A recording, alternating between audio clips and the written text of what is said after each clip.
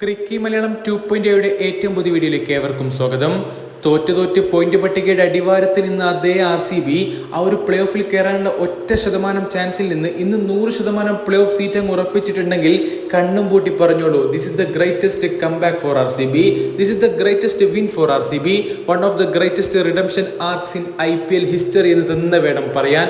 എന്തൊരു തിരിച്ചുവരവ്, എന്തൊരു കോരിത്തെരിപ്പിക്കുന്ന തിരിച്ചുവരവാണ് RCB നടത്തിയിരിക്കുന്നത്. അതെ, RCB പ്ലേ ഓഫ് സീറ്റ് ഉറപ്പിച്ചു കഴിഞ്ഞിരിക്കുന്നു. CSK IPL നിന്നും പുറത്തായിരിക്കുന്നു. ഏതായാലും RCBക്ക് മുമ്പിൽ വലിയ പ്രതിസന്ധികൾ തന്നെയായിരുന്നു ഉണ്ടായിരുന്നത്. അവർക്ക് വലിയ കടമ്പകൾ തന്നെയായിരുന്നു കടക്കേണ്ടിയിരുന്നതും. നമുക്കറിയാം, മഴ പെയ്ത് മത്സരം മുടങ്ങുകയാണെങ്കിൽ RCB പുറത്ത്, തോൽക്കുകയാണെങ്കിൽ അവരെന്തായാലും പുറത്ത്, കുറഞ്ഞ മാർജിനിൽ വിജയിച്ചാൽ പോലും RCB എലിമിനേറ്റ് ആയി പോകുന്നുള്ള അവസ്ഥ. അങ്ങനെ ഒരു അവസ്ഥയിൽ നിന്നാണ് അവർ ഇത്തരത്തിലുള്ളൊരു കംബാക്ക് നടത്തിക്കൊണ്ട് പ്ലേ ഓഫ് സീറ്റ് ഉറപ്പിച്ചു കഴിഞ്ഞിരിക്കുന്നത്.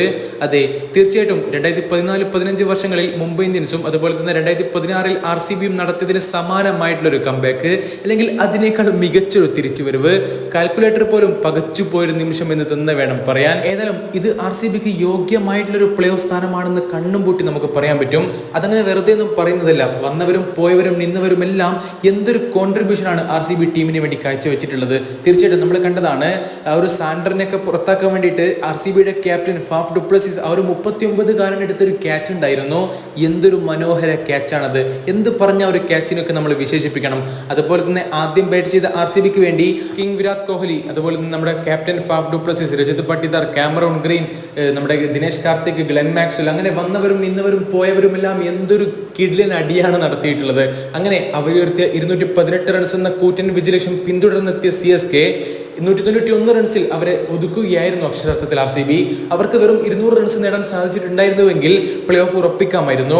അത്രയും പ്രഷർ സിറ്റുവേഷനിലാണ് RCB ഇങ്ങനൊരു ബൗളിംഗ് പ്രകടനം നടത്തിയിട്ടുള്ളതും. നമ്മൾ കണ്ടതാണ്, അത്രയും വലിയൊരു പ്രഷർ സിറ്റുവേഷനിൽ നിൽക്കുമ്പോൾ യശ് ദയാൽ ആ ഒരു അവസാന ഓവറിൽ നടത്തിയ ബൗളിംഗ് പ്രകടനം, ആദ്യ പന്ത് 6 പോയി, പിന്നീടുള്ള 5 പന്തുകളിൽ നിന്ന് അദ്ദേഹം ആകെ വിട്ടുകൊടുത്തത് ഒരൊറ്റ റൺസ് മാത്രം.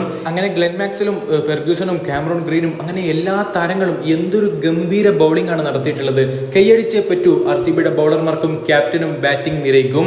എന്തായാലും ഇത് അവർ അർഹിച്ച് നേടിയ ആ ഒരു പ്ലേ ഓഫ് സ്ഥാനം തന്നെയാണ്. അത് നമുക്ക് നിസ്സംശയം പറയാനും പറ്റും. അവരുടെ ഈ ഒരു സ്വപ്ന കുതിപ്പ് കാണുമ്പോൾ ഈ സാല കപ്പ് നമ്മുടെ ഒന്ന് പറയേണ്ട അവസ്ഥ തന്നെയാണ് ഇപ്പോൾ ഓരോ RCB ആരാധകനെ സംബന്ധിച്ചിടത്തോളവും. കാത്തിരിക്കാം RCBയുടെ വരും മത്സരങ്ങൾക്കായി തന്നെ. എന്തായാലും CSK IPL നിന്ന് പുറത്തായിരിക്കുന്നു. തല ധോണിയുടെ കിടിലൻ ഇന്നിങ്സ് നമ്മൾ കണ്ടിട്ടുണ്ട്.